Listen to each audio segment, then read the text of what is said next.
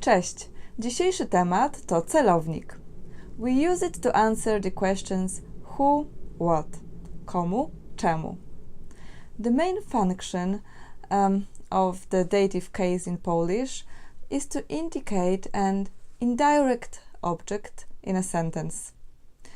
Indirect object means someone or something that is affected by the action of a verb, but is not the primary object. The indirect object of a sentence is the recipient of the direct object. Usually you can just remove the indirect object from a sentence and the sentence will still make some sense. Have a look at some examples in English. Billy gave some money to my sister. Billy gave my sister some money. John passed the salt to his father.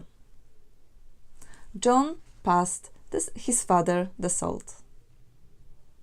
A boy sent a letter to his auntie. A boy sent his auntie a letter.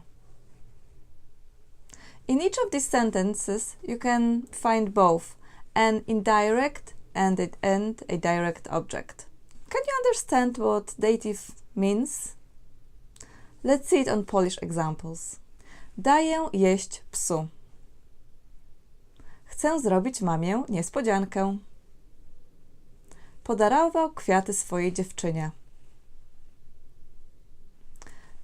Pożyczam pieniądze sąsiadowi. The dative case would be mostly used when talking about people, as people are usually recipients of actions. Please also note that dative case can also indicate the experiencer of a state. For example, gorąco nam. Adamowi wygodnie w nowym domu. Miło mi Ciebie poznać. There are certain verbs that will go with dative. Please see some of them. Dać, mówić, dziękować, sprzedać, uwierzyć, pomóc, oddać, obiecać, gratulować, przebaczyć. I suggest you learn them. I think it will be easier for you when you learn the Polish grammar. There are also some prepositions that will go with dative. Ku, dzięki, wbrew, przeciw. Now, please have a look at the table with the endings.